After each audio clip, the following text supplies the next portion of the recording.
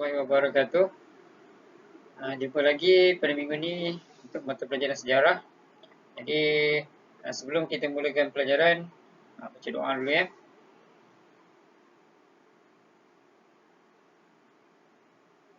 Okey. Jadi kita akan belajar topik hari ini iaitu bahasa Melayu warisan kita. Okey, sedia? Kalau dah sedia, buka buku teks kamu. Okey, ya. Sebelum tu kita tengok standard kandungan kita bahasa Melayu. Standard pembelajaran kita pada minggu ni, yang pertama menyatakan susun galur bahasa Melayu. Okey. Galur bahasa Melayu. Yang kedua, menerangkan wilayah penutur bahasa Melayu di dunia. Maksudnya di negara-negara mana bahasa Melayu ni digunakan. Kemudian menjelaskan peranan bahasa Melayu. Dahulu dan kini lah. Apakah peranan yang dimainkan dalam bahasa Melayu, terutama dalam negara kita. Okey. Tengok buku teks awak. Muka surat 6. Ini adalah contoh cerita cerita yang menggunakan istilah bahasa Melayu, perkataan-perkataan bahasa Melayu ejaan yang dahululah. Sebab bahasa Melayu tu dia berubah. Okey, contoh kat sini masa ia tidur. Okey. Burung je kat situ. Sarangnya. Burung tempua itu nampak Yusuf sedang tidur. Ia pun berbunyi di atas pokok itu, mendengar bising itu. Tengok, mendengar bising itu, Yusuf pun terjaga. Ayat macam ni pun, kalau awak tulis sekarang macam ni pun, dah kisahlah. Yusuf menongak ke atas, ya. Dilihatnya banyak burung tempur. Banyak burung tempur. Sekarang banyak burung tak boleh lah. Banyak menunjukkan banyak, tak perlu ada kata ganda kan. Banyak burung tempur je kan. Okay. Yusuf perhatikan burung-burung. Itu ia lihat ada seekor. Nampak dia ada tanda sepang. Yang menjadi ketuanya. Nampak. Bila ada imbuhan ke apa ke, dia kata tu ada tanda sepang. Burung-burung tempur yang lain mengikut perintah. Dia pun tak sama. Ketuanya itu, burung-burung itu mengambil daun-daun lalang untuk membetulkan sarang masing-masing. Ini adalah cerita bertajuk burung tempur dengan budak malas. Okay. Memang ni, macam ni lah gaya penulisan dulu. Okey, seterusnya kita tengok apa yang anda akan pelajari. Awak akan pelajari yang ini, yang tiga ni sama macam cikgu kita tadi. Okey. Jadi kita tengok slide sebelah. Yang pertama adalah susun galur bahasa Melayu. Mari kita tengok susun galur ya. Apa itu bahasa? Bahasa ialah alat perhubungan manusia. Kita nak berhubung, nak bercakap, berkomunikasi ni, kita perlu bahasa supaya semua orang faham. Okey. Jadi bahasa Melayu ni berasal dari filem yang disebut Auschwitz. Ya. Asalnya bahasa Melayu ni, yang pertama asalnya dari filem. Filem tu apa maksud filem? Filem adalah kelompok bahasa induk yang berusia 5,000 tahun ke atas. Filem dia. Maksudnya asal bahasa Melayu ni, okey. ABM bahasa Melayu, okey. Asal dia mula-mula sekali daripada rumpun rumpun Austronesia. Rumpun ni maksudnya kelompok bahasa yang berusia 2,500 hingga 5,000 tahun ke atas. Daripada rumpun tu, rumpun Austronesia tu. Yang ini saja usia dia 2,000, paling awal pun maksudnya 2,500 tahun dululah. Jadi menunjukkan bahasa Melayu ni dah lama dah digunakan sebagai bahasa perhubungan ya. Bukan baru-baru muncul, maksudnya dah lama bahasa ni. Okey, bahasa Melayu sebagai warisan negara harus dikekalkan kerana mencerminkan identiti sebuah negara berbangsa. Bahasa adalah salah satu identiti untuk menunjukkan tamadun ni sebuah negara tu. Kita tengok pada bahasa dia. Sebagai contoh tadi, bahasa Melayu usia dia kalau paling awal pun 2,500 tahun. Maksudnya tamadun bangsa Melayu tu dah lama. bahasa dia pun dah usia dia macam tu. Maksudnya semua kemajuan ke tamadun bangsa Melayu tu memang dah lama lah ya, usia dia. Okay. Tamadun suatu negara biasanya dapat dilihat dari warisan seni budaya yang mencakupi bahasa, amalan dan cara hidup. Ya. Bahasa warisan negara juga perlu dikekalkan demi kesinambungan budaya. Jadi salah satu warisan dia adalah bahasa. Jadi bahasa Melayu ni perlu dikekalkan. Bagaimana nak kekalkan bahasa Melayu? Sebab tu awak tengok tadi bahasa Melayu dia berubah. Sebab tu awak tadi cerita ada perkataan-perkataan yang awak tak pernah dengar kan? Ejaan dia macam tu. Kenapa sekarang macam tu? Sebab dia ada perlu berubah untuk mengekalkan kesinambungan budaya. Okey ya. Okey. Walaupun ada perubahan tapi tak bermaksud bahasa tu dah cacah marbah, tak. Dia maksud memperkayakan lagi bahasa tu. Ya. Mempelajari suatu galuh bahasa Melayu menyedarkan kita bahawa bahasa Melayu merupakan warisan negara yang perlu dibanggakan. Nanti kalau awak belajar, kalau belajar linguistik ke apa ke, awak boleh belajar mengkaji sejarah asal-usul bahasa Melayu. Seronok. Okey. Kemudian taburan wilayah penutur bahasa Melayu. Di mana wilayah penutur? Negara-negara mana yang menggunakan bahasa Melayu sebagai bahasa pertuturan mereka? Masa dulu ni, masa Kesultanan Melayu Melaka ni, masa tu adalah salah satu zaman bahasa Melayu tu digunakan sebagai bahasa lingua franca. Lingua franca tu maksudnya bahasa perantaraan, bahasa perhubungan. Orang nak bercakap dia kena cakap bahasa Melayu. Ya, walaupun dia bukannya bahasa Melayu. Dulu lah. Contoh, bukan contoh lah. Ini adalah negara-negara yang zaman dulu ni. Sampai sekarang pun ada yang menggunakan bahasa Melayu sebagai bahasa perhubungan mereka. Yang ini, yang warna hijau ni dah memang dah kelompok kita lah kan. Masuklah Filipina. Sebab tu kalau awak tengok cerita Filipina ni bahasa dia nama dia bahasa Tagalog. Tagalog. Jadi bahasa Tagalog ni kalau tengok cerita Filipina ni, kalau dengar-dengar dia bunyi-bunyi macam bahasa Melayu, tapi bukan bahasa Melayu. Sebab dia rumpun bahasa Austronesia yang sama. Okay. Kemudian ada di Taiwan, di Vietnam. Vietnam ni terutamanya di bawah ni apa namanya? Ho Chi Minh. Ho Chi Minh. Bawah ni Ho Chi Minh. Kebanyakannya kat sini Melayu campur tinggal kat sini. Jadi orang Melayu campur dia cakap Melayu. Dia macam cakap orang, awak pernah pergi ke kedai-kedai Kemboja jual kain tu kan. Jadi macam tu lah cakap dia. Ya. Sini Kemboja pun banyak cakap Melayu. Jadi Kemboja ni sebelah daripada Vietnam. Jadi tak heran lah kenapa Melayu campan boleh cakap Melayu. Sebab dia daripada kebanyakan yang dulu keturunannya daripada Kemboja ni. Kemudian selatan Thai bawah ni Malaysia, Indonesia, Singapura, Brunei, di Pulau Kokos, Sri Lanka. Sri Lanka ni bawah pada negara India. Okay. Arab Saudi ni dulu-dulunya ulama' besar ni daripada Kepulauan Melayu ni dulu, kebanyakannya bila diorang pergi ke Mekah dan tinggal di sana. Bila tinggal di sana, ke komuniti bangsa Melayu tu semakin besar lah. Bila dah komuniti besar, jadi penggunaan bahasa Melayu pun juga besar. Begitu juga di ni, jauh dah ni, Madagaskar, di Afrika Selatan, di Australia Barat. Kebanyakannya dulu ni, bangsa Melayu ni dulunya terkenal sebagai bangsa yang suka mengembara.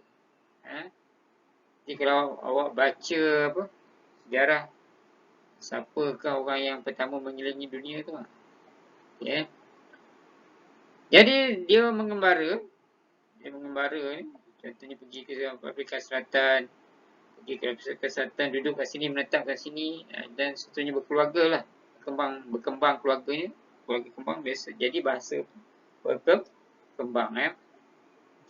Sebab dahulu negara kepulauan ni, oleh kerana negara Asia Tenggara ni negara kepulauan, salah satu kemahiran mereka adalah membina kapal. Jadi tak heranlah dia orang boleh pergi ke sini. Cuma mungkin sekarang kita dah selalu tak didedahkan dengan sejarah negara bangsa kita sendiri, jadi kita tak tahu kita tak yakin yang kita dulu adalah bangsa yang sangat berjaya. Okey, kalau tak percaya kita tengok ni. Francois Valentich, okey, pada tahun 1726, beliau adalah seorang penulis Belanda. Beliau ni menyatakan bahawa bahasa Melayu ni bukan saja dituturkan dalam daerah pinggir laut, tetapi digunakan di seluruh kepulauan Melayu. Pulau Melayu yang Cikgu hijaukan tadi. Dan di negara-negara sebelah timur. Sebelah timur ni, sebelah Taiwan tadi kan, Vietnam. Sebagai satu bahasa yang difahami di mana sahaja oleh setiap orang. Tidak ubah seperti bahasa Perancis atau Latin di Eropah atau bahasa lingua franca di Itali. Bahasa itu bukan saja dimengerti di Parsi ni Iran, bahkan lebih jauh daripada itu, di sebelah timurnya sehingga Kepulauan Filipina. Dan jika sekiranya awak tidak mengetahui bahasa ini, awak dianggap sebagai orang yang tidak terpelajar di timur. Nampak?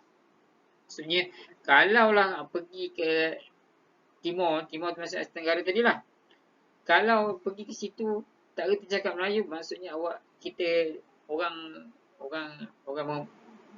menilai kita sebagai orang yang tidak terpelajar. Jadi kena berbangga dengan bahasa kita tu. Okey, kemudian persamaan dan sebutan. Macam cikgu beritahu tadi, banyak pengaruh-pengaruh luar tu, pembenaran kata kita ambil daripada bahasa-bahasa lain dan dimasukkan dan dijadikan bahasa Melayu moden. Sebab tu dalam bahasa Melayu moden sekarang banyak perkataan-perkataan. Kalau awak tengok cerita ni, cerita Arab ada perkataan yang sama dengan orang Melayu cakap. Kalau tengok cerita Inggeris ada juga. Kalau tengok cerita Hindustan ni Sanskrit.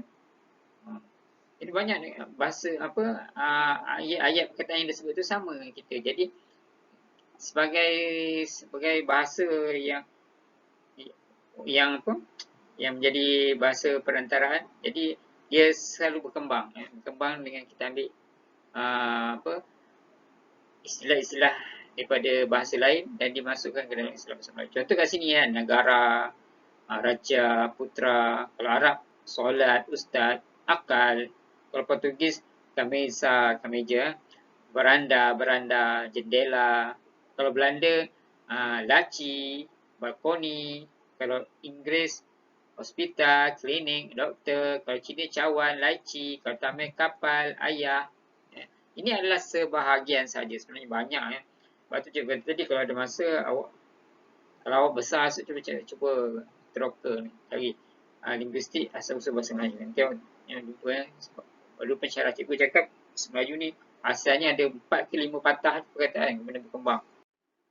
Okey, jadi peranan bahasa Melayu. Apakah peranan bahasa Melayu kat negara kita?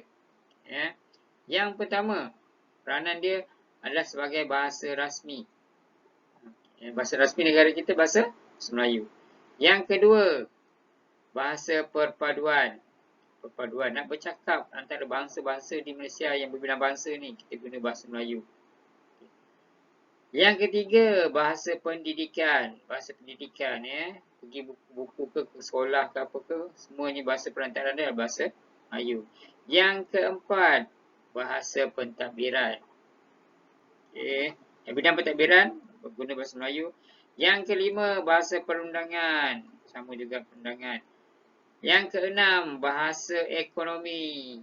Yang ketujuh, bahasa perhubungan. Yang ke-8, bahasa persuratan. Ada 8 peranan bahasa Melayu. Ada berapa? 8 ya. Ini uraian dia tadilah, daripada 8 tadi. Yang pertama, bahasa pentadbiran. Kalau dahulu bahasa Melayu ni digunakan dalam sistem pentadbiran zaman Kesultanan Melayu Melaka, sekarang kita tengok. Sekarang ni bahasa Melayu dah jadi bahasa rasmi dalam urusan pentadbiran kerajaan kita sekarang. Maksud peranannya masih lagi sama. Dalam bidang pendidikan, kalau dulu bahasa Melayu merupakan bahasa akademik untuk menyampaikan ilmu, ulama'-ulama' menyampaikan ilmu agama kepada raja-raja Melayu di istana menggunakan bahasa Melayu. Menyampaikan ilmu guna bahasa Melayu. Sekarang, bahasa Melayu menjadi bahasa pengantar bagi menyampaikan ilmu dan maklumat dalam pengajaran dan pembelajaran di sekolah dan juga di pusat pengajian tinggi. Peranan dia masih lagi sama. Seterusnya, Bahasa perundangan. Bahasa Melayu dulu ada dalam hukum kanun Melaka. Sekali lagi dia orang menggunakan tulisan Jawi. Sekarang kita guna tulisan Rumi. Tapi bahasa negara adalah bahasa Melayu juga. Sistem yang merupakan panduan undang-undang dalam sistem pentadbiran dan pemerintahan pada zaman Kesultanan Melaka. Sekarang, bahasa Melayu menjadi bahasa utama dalam sistem perundangan negara. Masih lagi sama peranan dia. Yang keempat, bahasa ekonomi. Kalau dulu, bahasa Melayu sebagai bahasa lingua franca memudahkan urusan jual beli di pelabuhan Melayu, pelabuhan Melaka dulu. Pedagang-pedagang daripada Parsi, daripada Cina, daripada India datang ke pelabuhan Melaka dan menggunakan bahasa Melayu dalam urusan jual beli mereka. Sekarang, bahasa Melayu menjadi bahasa utama dalam urusan jual beli di negara kita. Kalau pergi jual beli ke mana-mana, pergi pasar raya ke, semua tengok iklan-iklan, semua tulis bahasa Melayu. Bahasa perhubungan. Bahasa Melayu digunakan dalam perhubungan antara kerajaan Melayu dengan kerajaan luar. Contohnya surat Sultan Kelantan kepada Wright William Duff. Menggunakan tulisan Jawi masa tu. Tapi bahasa Melayu lah. Sekarang bahasa Melayu digunakan sebagai bahasa perhubungan antara masyarakat dan serantau. Masih lagi kita guna bahasa Melayu. Seterusnya bahasa persuratan. Kalau dahulu banyak hasil karya agung menggunakan bahasa Melayu sebagai bahasa persuratan. Dia karya-karya, cerita-cerita macam tadi kan, cerita tadi kan. Dia masih menggunakan bahasa Melayu. Sekarang bahasa Melayu menjadi bahasa persuratan yang dikirau dunia melalui hasil-hasil karyawan. Masih lagi dikirau sebagai bahasa persuratan. Okey. Jadi tengok peranan bahasa Melayu seterusnya sebagai bahasa rasmi. Bahasa rasmi Akta Bahasa Kebangsaan pada tahun 1993 yang menyatakan bahawa bahasa Melayu merupakan bahasa rasmi negara kita. Jadi kepentingannya sebagai bahasa rasmi adalah menjadi medium dalam urusan pentadbiran harian dengan bahasa Melayu. Walau bagaimanapun oleh kerana negara kita berbilang bahasa, jadi kaum-kaum yang lain bebas menggunakan bahasa mereka dalam perbualan harian lah. Duduk rumah ke, jumpa kawan-kawan ke, orang Cina, jumpa kawan dia sama bahasa Cina juga, dia boleh cakap dalam bahasa Cina, tak masalah. Bahasa Melayu sebagai bahasa perpaduan. Bahasa Melayu merupakan bahasa yang menyatukan rakyat berbilang kaum. Bahasa Melayu sangat mudah difahami dan menjadi medium utama menyampaikan sesuatu maklumat kepada masyarakat. Kalau kita tengok, kalau orang Melayu, orang Cina ke orang India jumpa, biasanya dia akan berkomunikasi dalam bahasa Melayu. Jadi, aktiviti-aktiviti yang untuk memperkukuhkan bahasa Melayu sebagai bahasa perpaduan, contoh macam inilah dalam bulan bahasa, pertandingan diplomasi sajak, bala pantun, syarahat, pidato. Jadi peranan bahasa Melayu pada masa dulu dan kini kita tengok tadi sangat luas dan penggunaannya adalah sentiasa mengikut peredaran zaman. Betul macam saya kata tadi, banyak istilah-istilah atau bahasa-bahasa lain dia telah dimasukkan ke dalam bahasa Melayu sebagai memperluaskan lagi pembendaraan dan juga sesuai dengan peredaran zaman. Jadi ini adalah kesimpulan dia. Yang pertama, susuk galur bahasa Melayu yang kita belajar tadi daripada filem Auschwitz tadi, pada rumpun Austronesia, kemudian lahirlah bahasa Melayu. Kemudian negara-negara penutur bahasa Melayu tadi, Malaysia, Indonesia, Selatan Thailand, Filipina, Brunei, Singapura, Kemboja, Vietnam, Amerika Selatan, Sri Lanka, Pulau Kokos, Taiwan, Madagaskar, New Zealand, Pulau Easter, Arab Saudi, Pulau Christmas, Australia Barat.